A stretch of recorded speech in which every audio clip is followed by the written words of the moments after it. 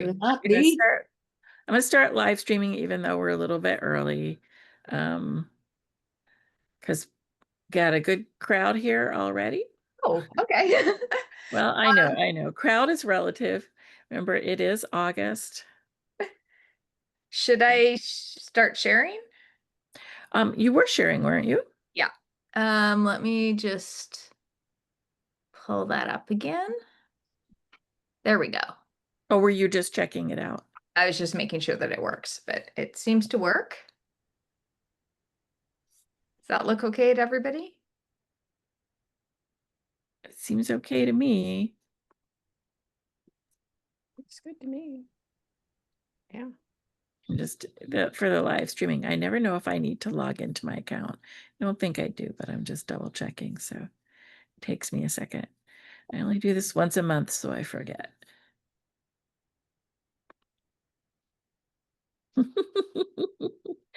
I do like your title. Thank you.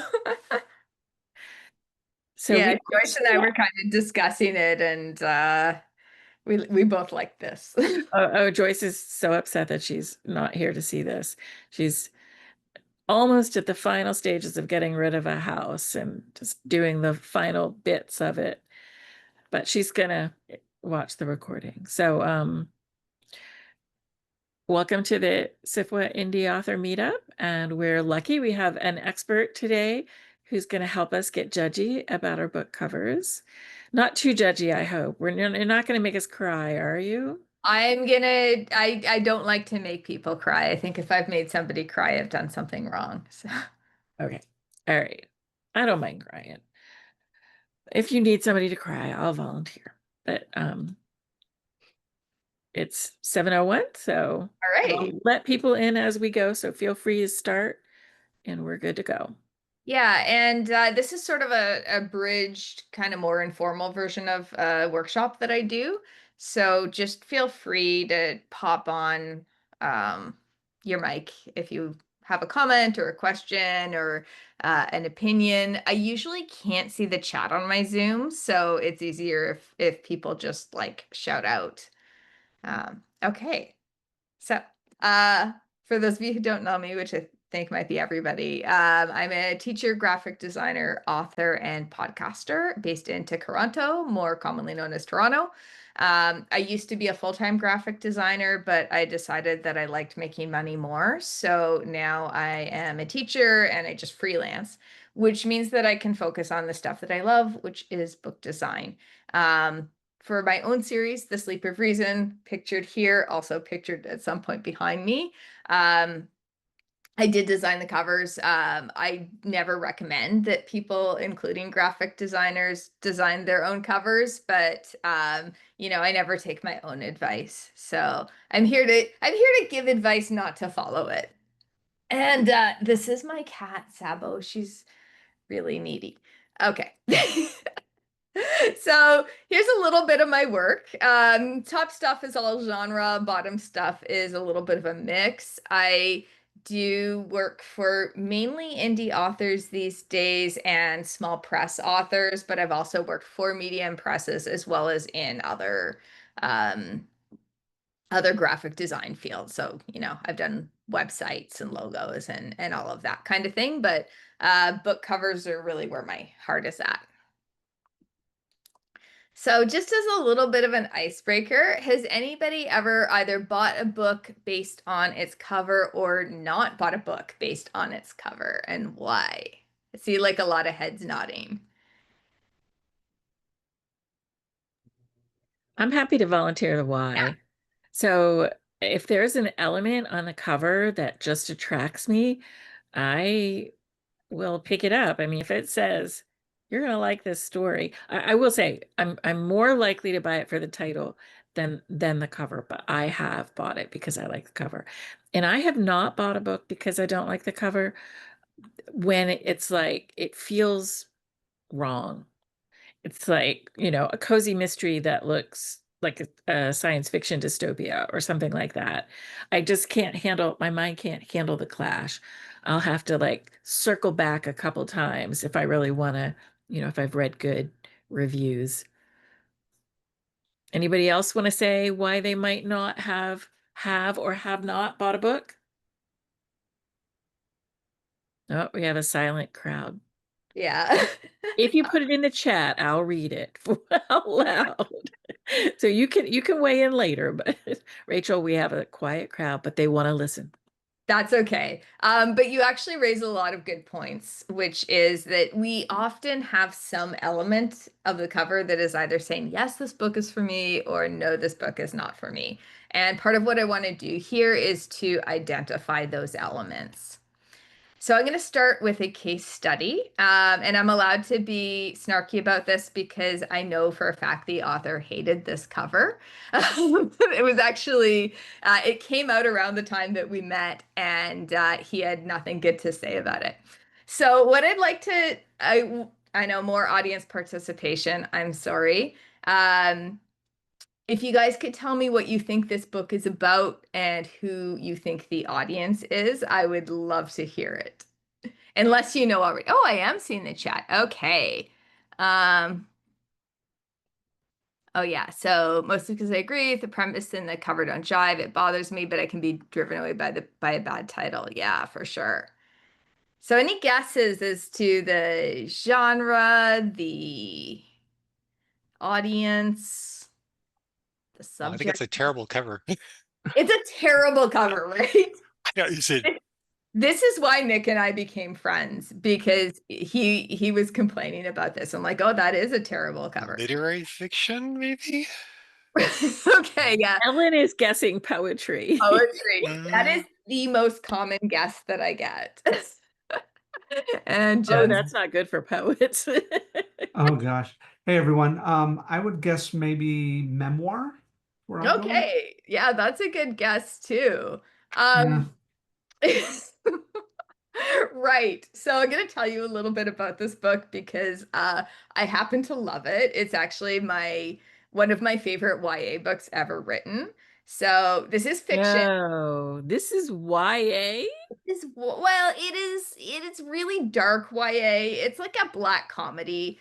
It is about a 12-year-old boy whose father loses his mind after September 11th and kind of goes rooting through trash dumps to find the uranium that's in smoke detectors, builds a small nuclear device, puts it in a garden gnome in front of his house, and declares his house its own country. Hence the title Under My Roof, You Will Live Under My Laws. It is hilarious. And this cover does nothing to advertise the book.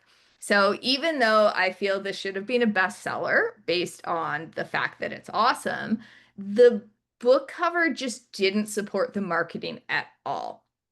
Now, the good news is that Nick eventually got a little bit more famous and it got redesigned as part of an anthology. And there's a much better, more appropriate cover for it. So, you can have a bad cover and you can always recover it with a publisher who gets what you're doing. Or, Rachel, could I ask, was yes, it a publisher decision for yes, that cover? yeah. He didn't really know about it until the book was coming out.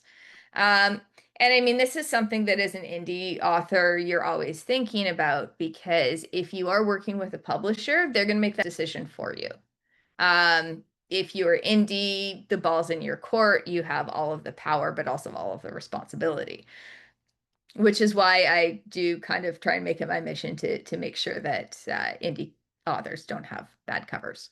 But yeah, this was a press decision, and later on he got a better press. So yeah.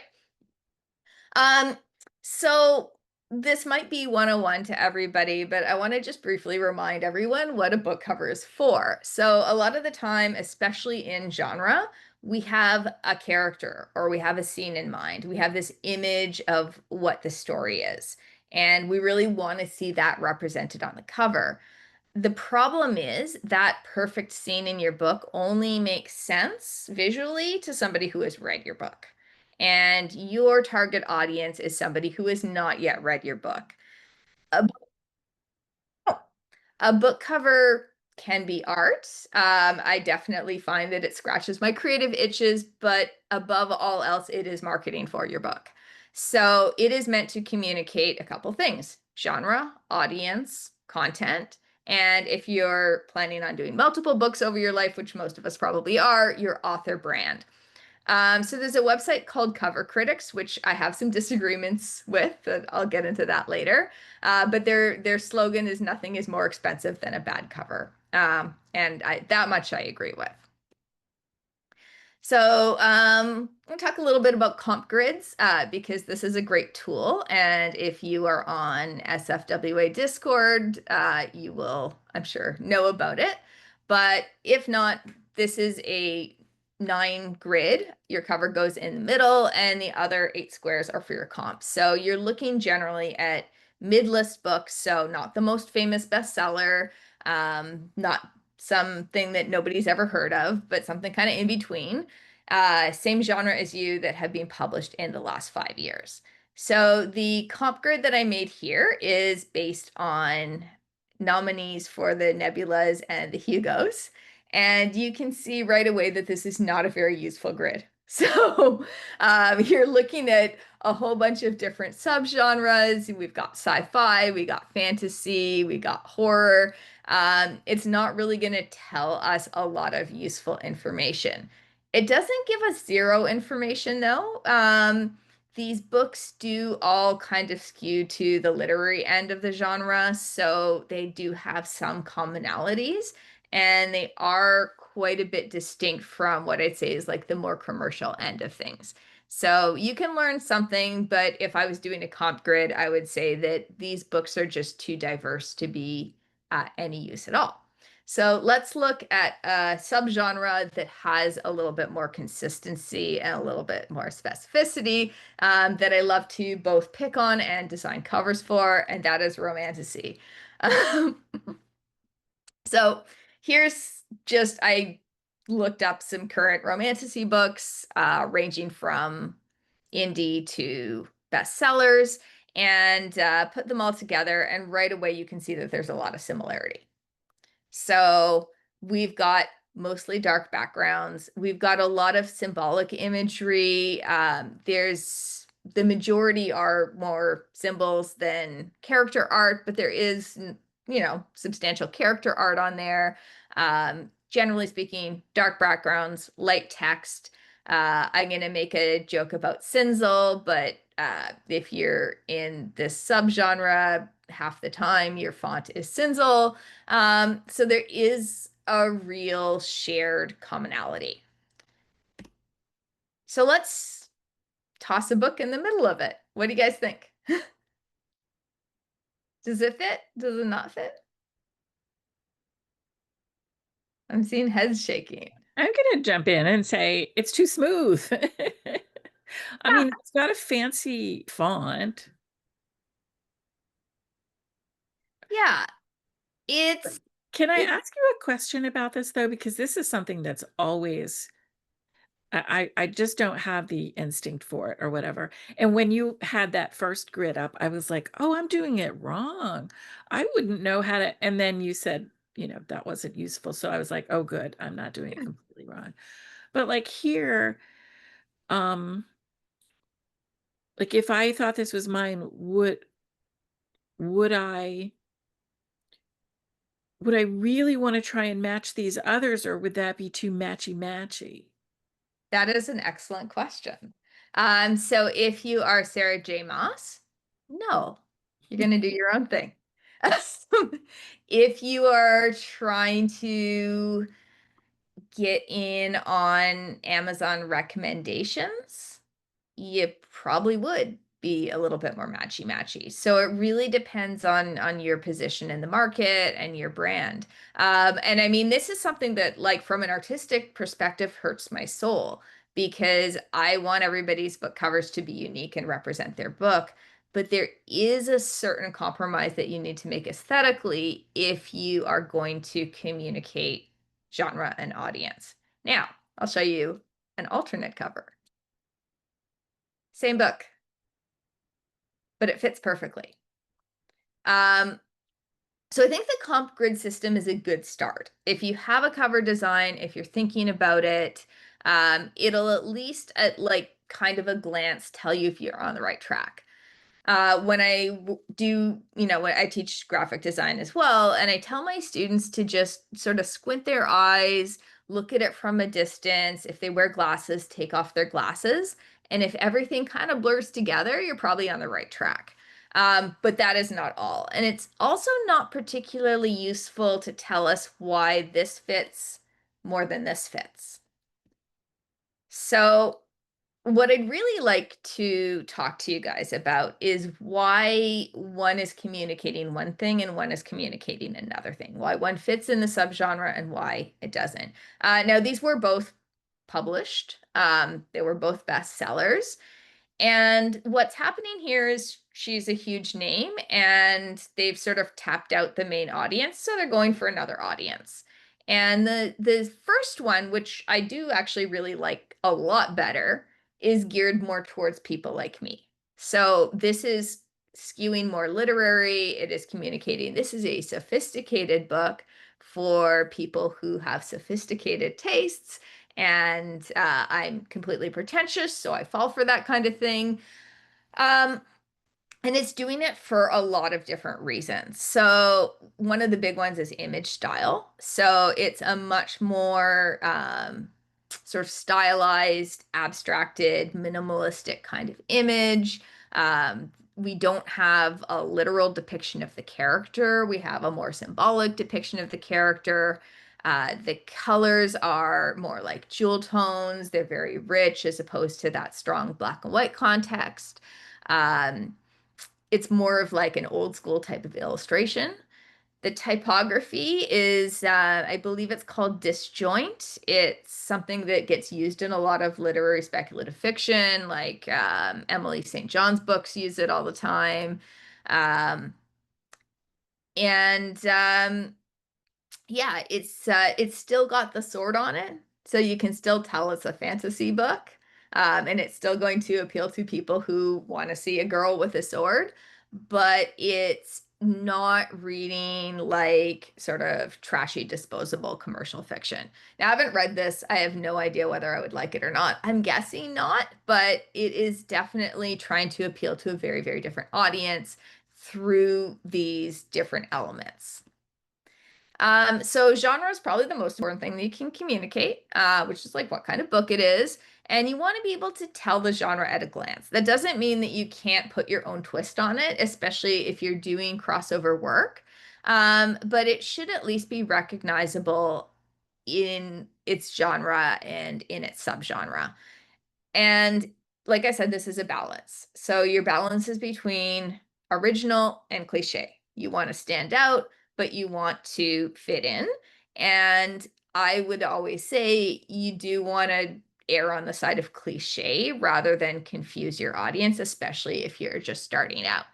Oh, do I take my own advice? No, of course not. Like my book covers are completely weird, but but I know that,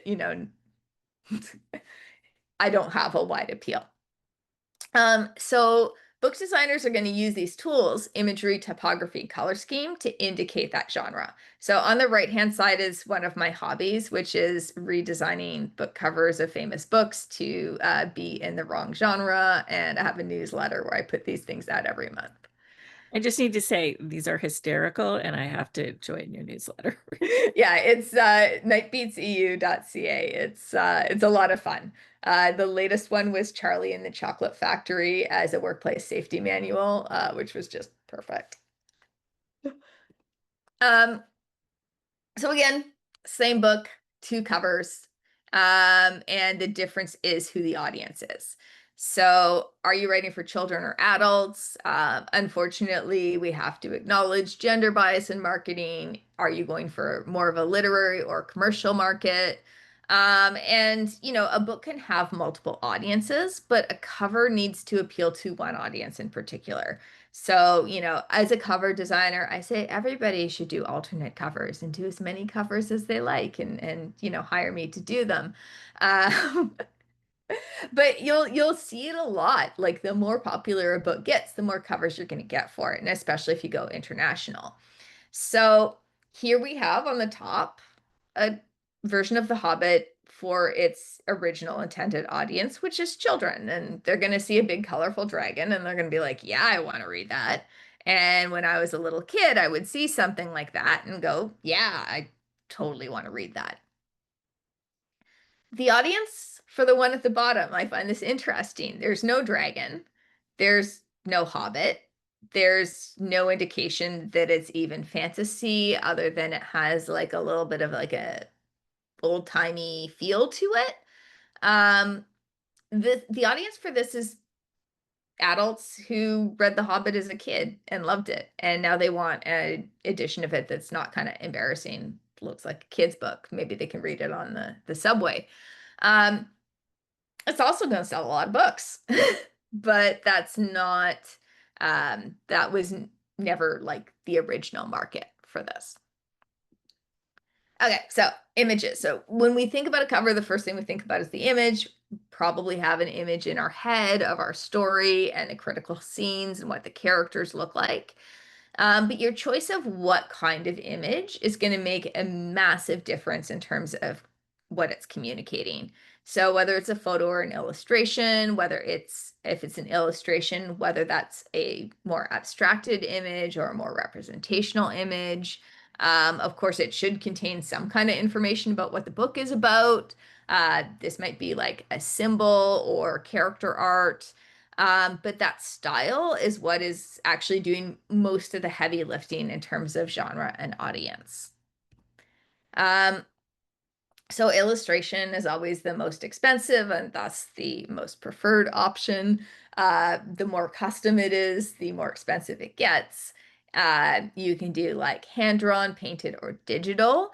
In general, there's kind of like a curve. So if it's very, very cartoony, it will tend to be perceived as children or middle grade. As it gets more realistic, you're getting into YA and commercial fiction. And then on the other end of the realism scale, if it's beginning to be more abstract, you're looking at sort of an adult and literary audience. The one exception that I'm seeing is that increasingly YA books are looking a little bit more like literary adult fiction. And I think that is just because the audience for YA isn't really kids anymore. It's like adults who like YA writing. Public domain illustration is public and free to use. I don't know why designers don't use it more. If it's been 75 years since the death of the author, you can use it on your book cover. There's also, of course, stock illustration websites that have free or licensable illustrations. I think you kind of have to communicate this, or you have to use it in interesting ways, but you can use it. Photography, again, you can do custom photography, which will be more expensive. Buy something from a cheaper stock photography site like Deposit Photos, or use free stock images, with the caveat that if you're using free stock images, so is everybody else. You can use the original image or digitally alter it. This does tend to read as nonfiction. So if you're going for something that is more genre, you want to be doing something really interesting with it. So, as an example, the cover of Never Let Me Go is really, really zooming in on photo to the point where it doesn't really feel like a photo anymore. It feels more like a painting. There's also some like interesting things happening with the color correction in the image. And so it feels like intimate and creepy and kind of gives the right vibes for the book. Digital illustration is where most of us probably end up, myself included. So this can be 2D or 3D. It also includes everything from photo montage, Photoshop, to 3D modeling software. This is really going to read as commercial fiction and YA. And you can both buy pre-made covers or you can commission one of the many, many illustrators out there who are happy to do digital illustration for you. See, I gotta include this, which is AI is an option that you should never use.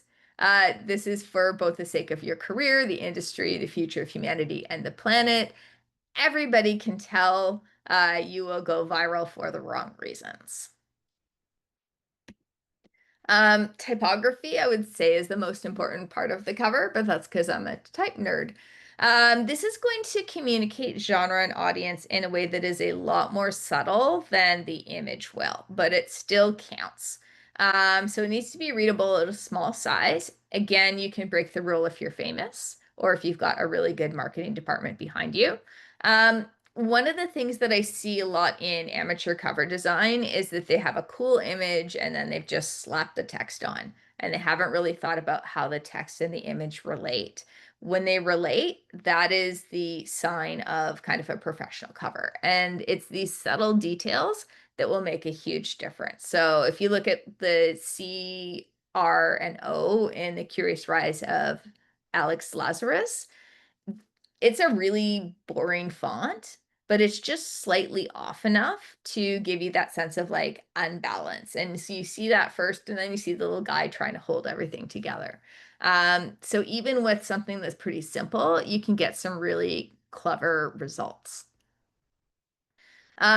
Most book sales are online. I'm a fan of those old school oil paintings that used to be on really pulpy covers. And oh, bye, Mike.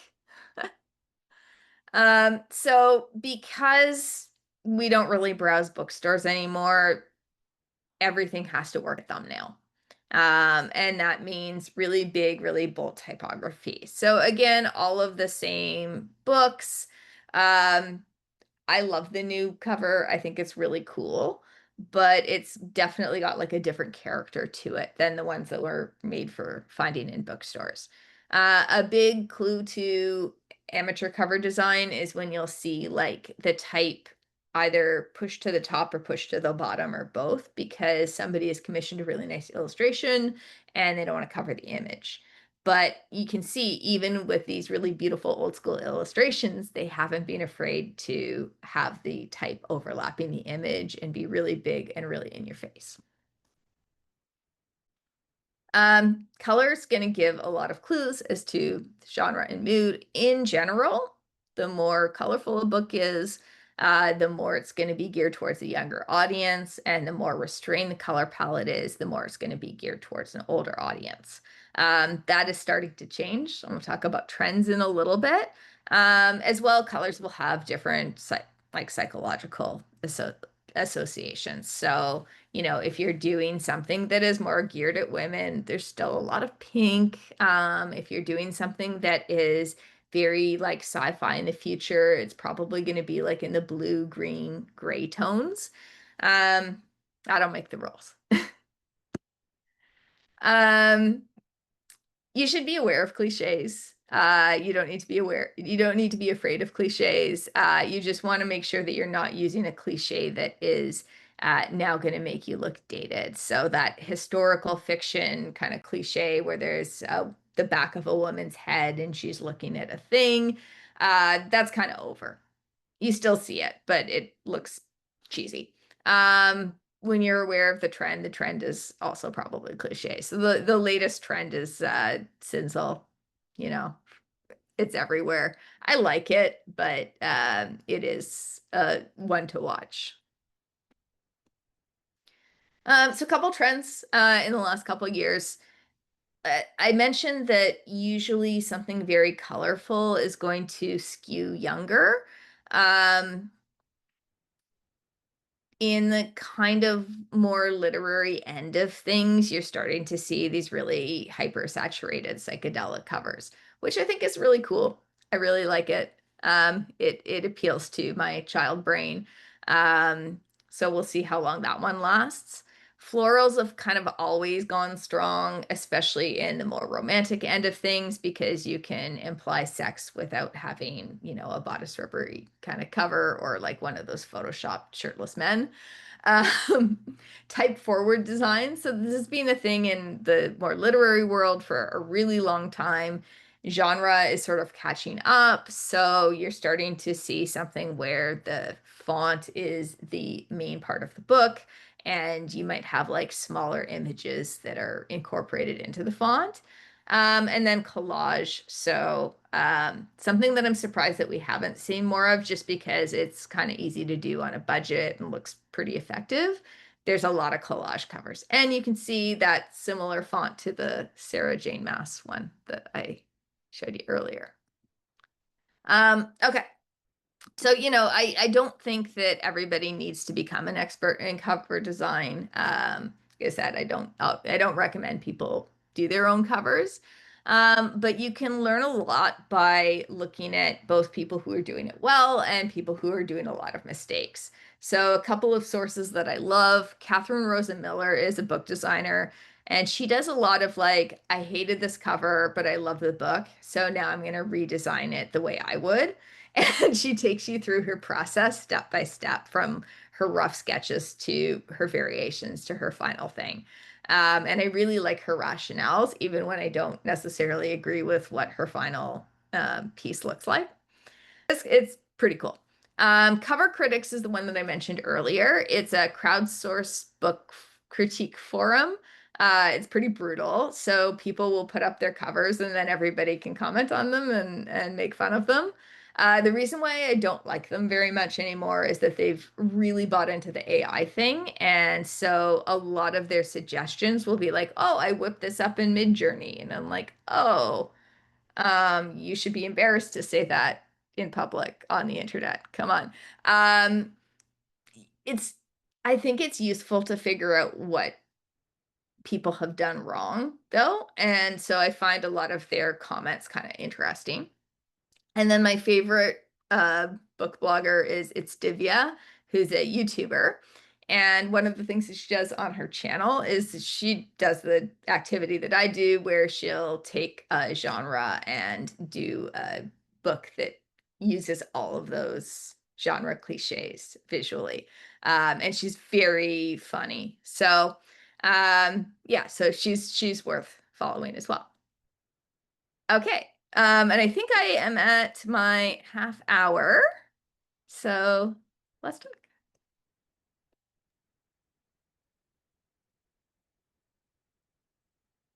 So we can just jump in at this moment for, Yeah. Okay. Thank you, Rachel, for sharing. This has been wonderful and very helpful. One thing I wanted to know about, I work in epic fantasy, which means a lot of digital illustrated covers, usually with their back, because I don't know, it's easier than painting the front. But I did hire a wonderful painter who's painting a full body in environment, front facing character. What I'm wondering about is I want her to feel free as an artist to explore and create, but also I don't want to give her so much direction that it breaks her inside and it doesn't make her want to do it.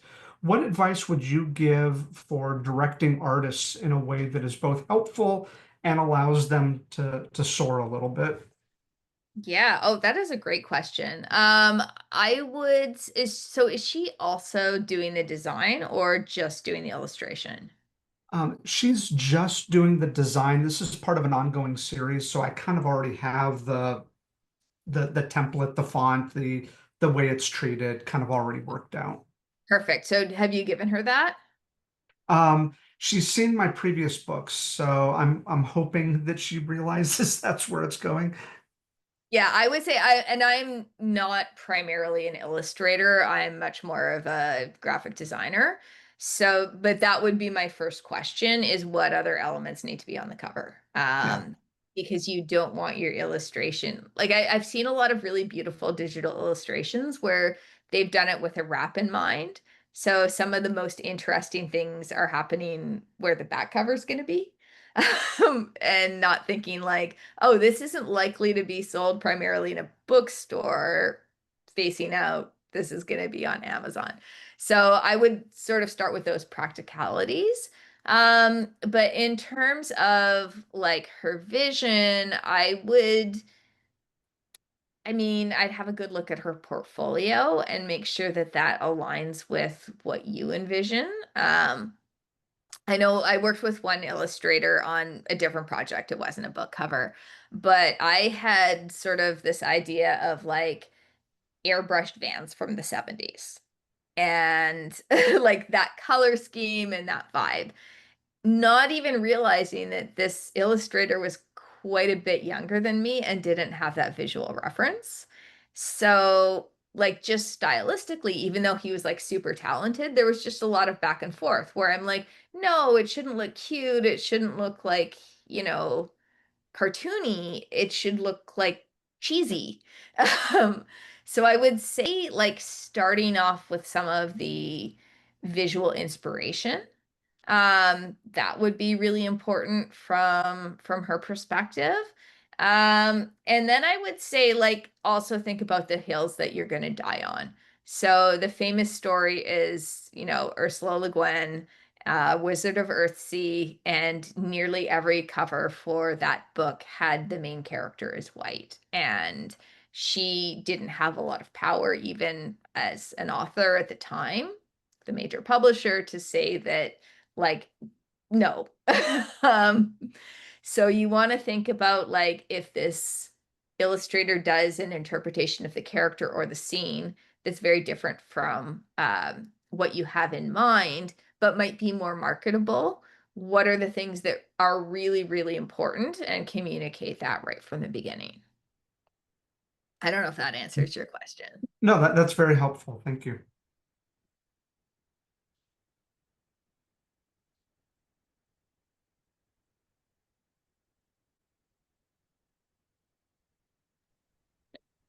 So one question I have, since I've been around for a long time, is covers change. I mean, I liked, you know, how you showed some of the older covers and what they do. And I liked your rationale. I hadn't thought about, you know, when you're older, you might not want the children's cover around, because I don't feel like that. It's like that would never occur to me. I would just assume everyone got it and read it when they were a kid.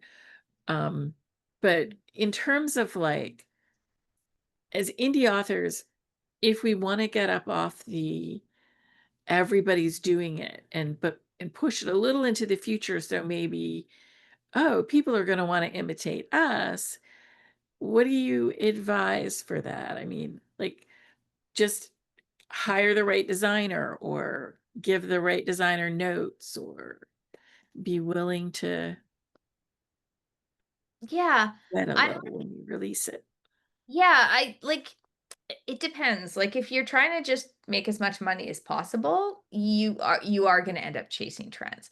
But I'll give you an example of one that I worked on. I can pull it off the shelf here. So this one, hopefully you guys can all see that, right? It's a big hefty chunker. It was really, really fun to work on. And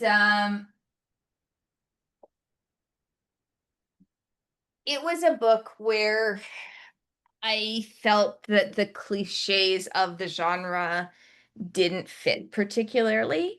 So it's highly experimental. It's uses like a conlang. It's quite a bit longer than is even common in epic fantasy. And the author was pretty um adamant about like he didn't want character art on the cover. He didn't want a literal depiction of the characters. And I think he was right about that, even though maybe that would have sold better. Just because I think it might have sold, but I think that people would have been disappointed with the type of book that it was, which is weird. And it was like a unique thing that needed a unique cover. And so when I was working on it, I was pulling from a lot of references that were not like I didn't do a grid of 9. I did do a grid. But it included like wooden books from like the 1600s. So I was kind of pulling influences from not so traditional places. And I was chasing a bit of a trend, which is the sort of 3D modeled abstract covers that you see occasionally. I think like Lee Bardugo was one of the ones that I used. I ended up teaching myself Blender in order to sculpt the figures on the cover.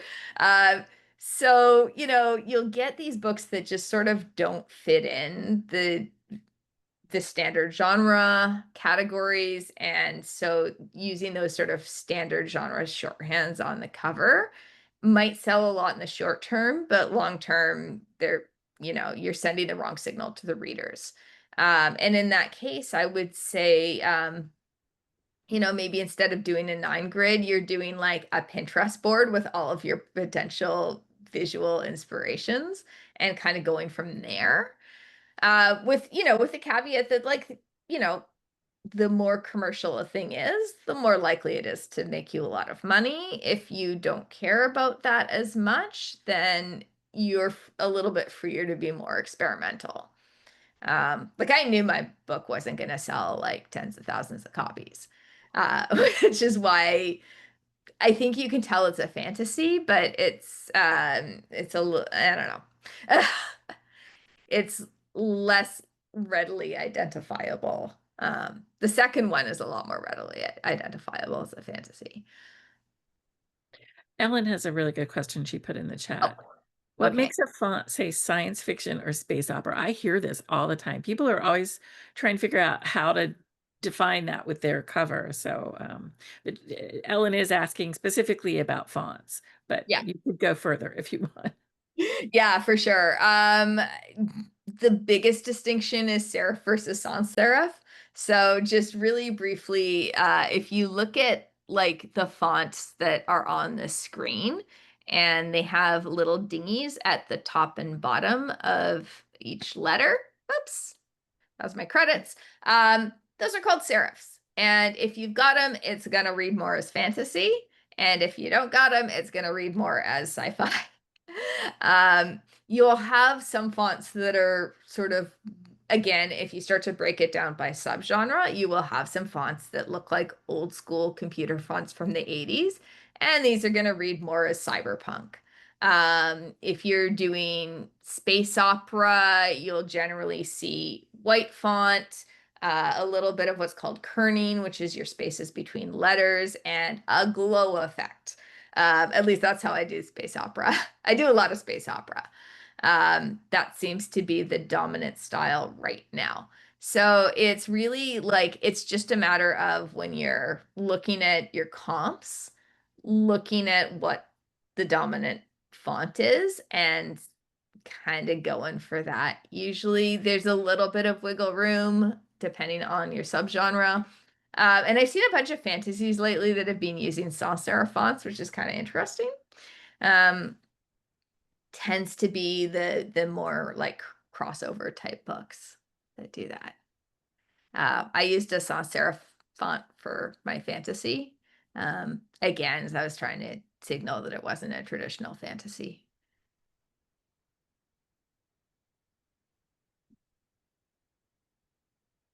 Yeah. Oh, I see the follow-up is yeah, the heavy military style. I think you can make a font like that not look like that. I'm thinking particularly of like some of Adrian Tchaikovsky's stuff where it's like a sans serif font, but it's a little bit like thinner and more delicate, and it looks like future without looking like military sci-fi. Yeah, perfect. Both versions of the cover that I've seen have that. Yeah. And I like it. I think both of the covers really tell you what kind of book it is, which is nice. And they're invoking like space and the future without, again, misleading the reader that it's military sci-fi. Yeah, I would imagine that would be a bad thing to imply it's military sci-fi when it's not, because that's quite a rabid fan group. Yeah. Yeah, and they'll destroy you on Goodreads and There's no military in this. and Reddit and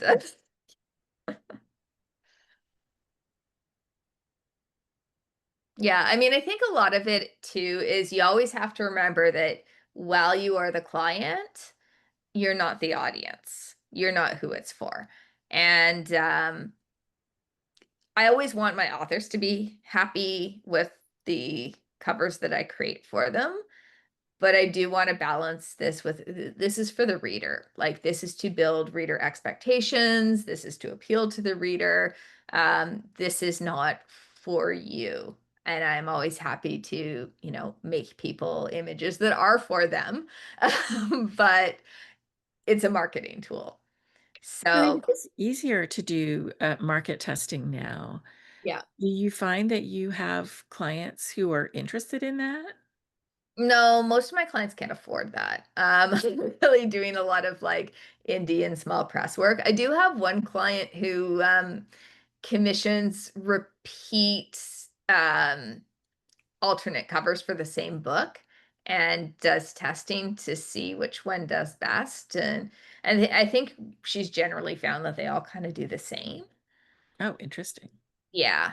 Like, I think at the level that most of my clients are at, it's not going to make a huge difference. Once you know what your readers will go for, it's harder. But in the beginning, I mean, it's easier when you know, because all your choices are kind of going to be speaking to them. But in the beginning, you don't know. I mean, like that first cover you showed us with the, I'm trying to figure out who would have designed that for a YA book. Somebody who hated the author. I mean, yeah, that was just bizarre. I mean, I would hope that person got fired, but you never know. Um, but I could have seen, like, if you had told me that was an indie author, I would have believed it, because there would have been some story about that tree and a roof, about those leaves and a roof that made sense to the author without thinking about. And I do see that with a lot of new authors who are trying to put a whole bunch of symbolic storytelling into the cover. Um, but I think that testing has gotten a lot easier and cheaper to do. Um, And I think that the sort of visual tropes have become a lot more codified. So that cover that I showed you is from about 20 years ago when the book came out. And there was a lot more variety in terms of what you could do and what you could get away with. And I mean, I think even with my own design practice, it's become a lot more like, I'm doing this kind of book and it has to look like this. And you get a little bit of play, but back 20 years ago it was the Wild West. but does that feel constraining, though, that you have to? I mean, to me, I wouldn't. I mean, that's the story of my books. I don't like to write the same thing over and over again. Um, as a designer, you don't ever have the urge to, paint outside the lines or anything. Oh, I do all the time. And like I said, I do it for my own books, but that's just, I tend to work for a lot of people who aren't looking for the most commercial thing. So it does give me a little bit more scope of experimentation. I do a lot of like literary stuff, and that has a wider range of what they can look like.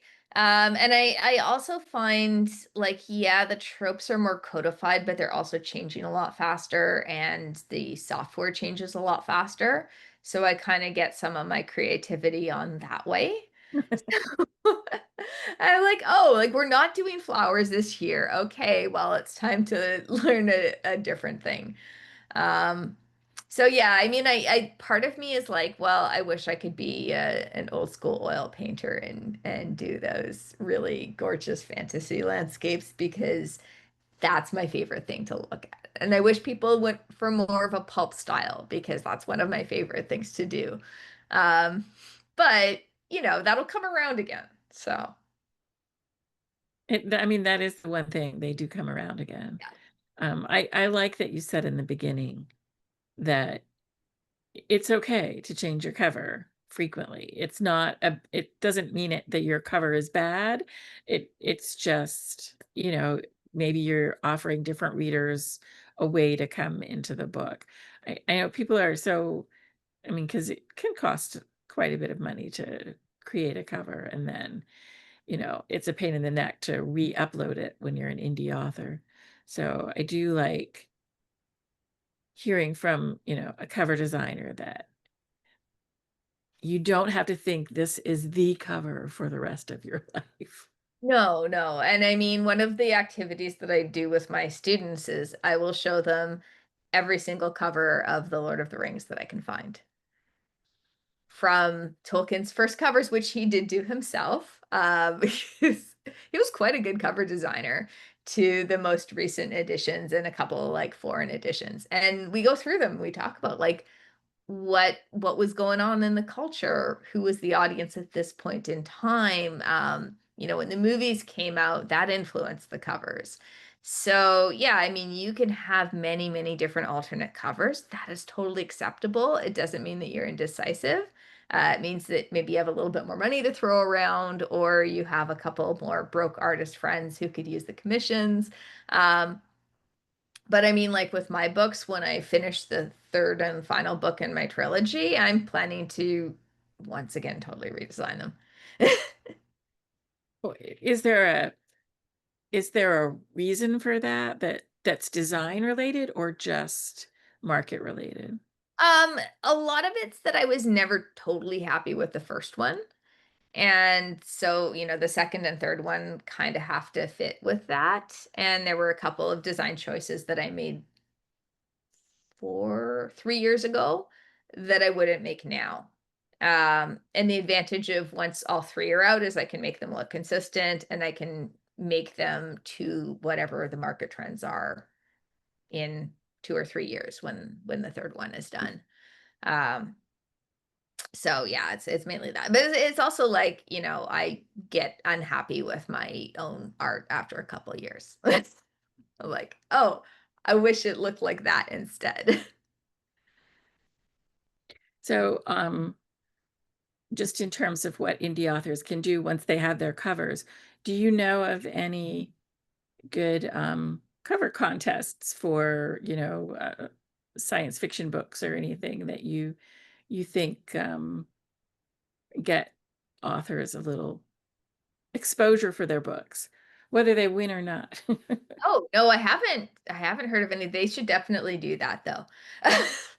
There, I know this a while ago. He sadly passed away a few years ago, but there was someone in the Bay Area who just loved talking about covers. He designed covers, old school cover designer, um, but moved forward into the future with digital. And he created a whole website, and he had, I think, monthly cover contests that were really just him talking about covers because he loved to talk about covers. But he did such a great job. People would, you know, put their books in. It didn't cost anything. It was just, it wasn't like you got, you know, a big award or anything. But it was really cool because you just saw all the different reactions to covers and all the different reasons why you might do things. I mean, I learned a lot from it, but I didn't know if there was something like that now. Not that I've heard of, but if anybody finds out, please let me know because that would be a lot of fun. Well, I mean, people might be doing what you're doing, which is designing, you know, covers that would never happen. I liked the ones you showed us. Anybody have any questions? You can put them in the chat, or you can unmute. I was going to say it right, and I said it wrong. Oh my goodness. I mean, you did a really very comprehensive job. It was very amazing. Okay, so we're looking at Cascade, and you said it's a little bit different. So tell us exactly what went into designing this cover when you know the book. Okay, so this is kind of a fun story. So what happened was I was just struggling to design it. I have no problems coming up with a million ideas for other people's books. I can read the sort of one or two chapters and know exactly what I want to do. Or I can even talk to the author and they'll say, my book is about this. I'm like, oh, I want to do this. Especially within really defined subgenres. But with my own, I'm like, well, everything's important, or I wouldn't have put it in the book. So I was like, well, I want something that captures the vibe and captures sort of the central themes and definitely reads as fantasy, but isn't, isn't going to, again, mislead somebody about the type of fantasy that it is. And so I came up with this really cool idea. So it's centered on like wizards working for the Canadian government. So I had this silhouette of like the Parliament buildings and then these tentacles that were sort of the shadow of it. And it was very like stylized and looked really, really cool. And I showed it to my publisher and he loved it. He's like, this is great. This is perfect. This is like iconic. And then I was doing my whole thing where I get evangelical about China Miéville's books because I really like his books. And I was like trying to find somebody a link. So I'm like searching through and, on Amazon or something like that. And I come across an edition of Kraken or Kraken. I never know how it's pronounced. And it's the same thing. It's the British Museum, and then it's got the tentacles at the bottom. And I'm like, my God, it's not even like some obscure author who's done it. It's like a really well-known author who I cite as an influence all the time.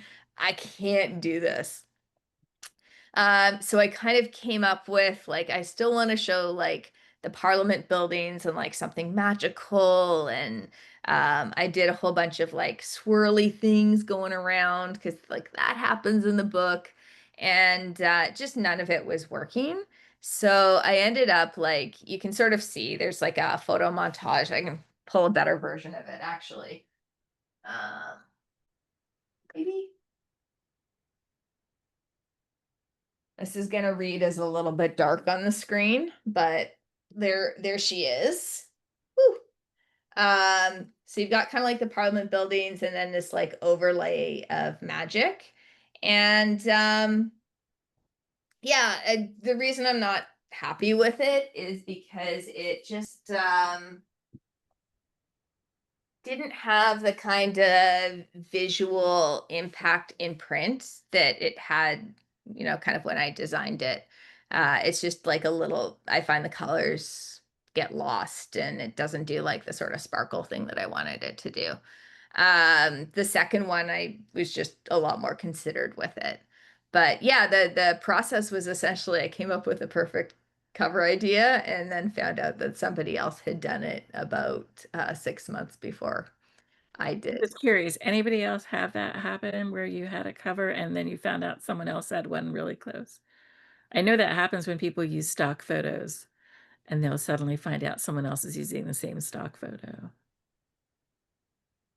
Well, approximately that is that when I had my sort of Queen's cover redesigned, I asked the cover designer to put certain things on it, and then displayed it on social media, and people said it's a wonderful cover.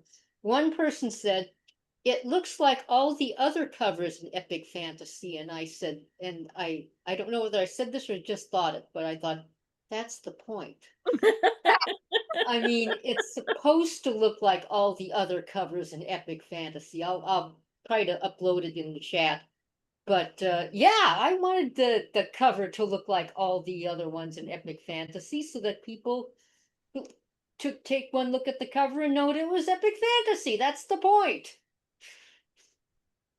That is very true. You actually made an interesting point that indie authors, we don't always think about or consider. I know the ones that go to, and sell a lot of paperbacks, and Joan Marie, you're one of those. So what do you do when you know that you want a certain effect on a cover, on a real book that's going to be sitting on a table that's been printed by a printer? Is there anything you design differently or think about ahead of time?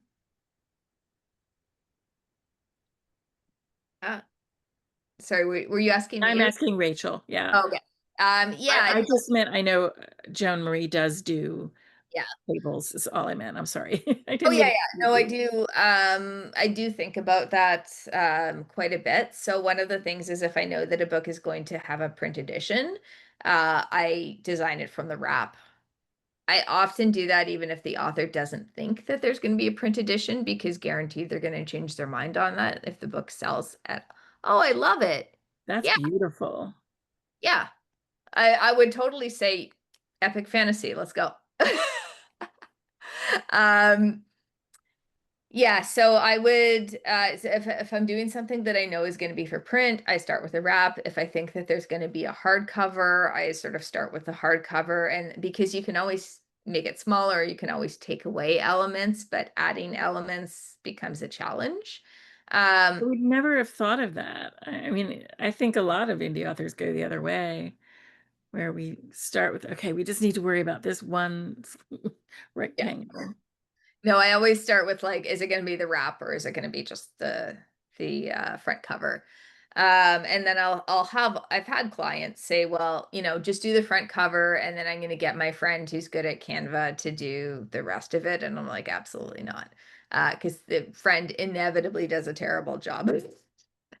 But I started out. I'm old enough that I was designing for print only at a certain point in my life. And so I was always doing, and I did a lot of poetry books. So I was always doing these cool things on the spine, because I knew I was working for like a medium press. Like I knew that the books weren't going to be displayed front facing out. They were like Canadian poets. They were going to be spine out. So I would do like these bright pink or bright yellow spines, so that when they're in this row of like black and white spines, that's the thing that people are going to see. But I don't really do that anymore, because mostly books are sold on Amazon, not in bookshops. So yeah, but like you always want to think about like who it's for, who's going to see it, where are they going to see it. And you want to be able to, be proud of it when you're looking at it too. Yeah, and I mean, I also like books to be a nice physical object. I don't always get that, and I am a tremendous hypocrite. I read almost everything on ebook because I just like I'm old and I like my font size to be variable. And so half the time when I'm reading something, I'm not even really aware of what the cover is, even though I'm like, oh, covers are so, so important. But They do make a difference, though. I mean, that is how we've learned. And, I don't know whether a new generation will come up where they don't care about it. But how many of us, got most of our books from the library? Those are the ways that we found our books. I like that idea of the spine, though, like making the spine stand out. All right, so it's 8:00, and Rachel, you've done a really great job. Does anyone have any last minute questions? I think you could unmute and say thank you and goodbye. Oh, thank you so much. Appreciate your time. Yeah, thank you. It was very helpful. Yeah, this was Thank great. you. I love your presentation too. thank you so much for having me. It's always fun, and I always love talking about this stuff. And friends don't want friends to have bad covers. That's true, but enemies might. Rivals, not enemies, rivals. That's a different story. Thank you very much. All right. Have a good All right. night, everybody. See you guys next.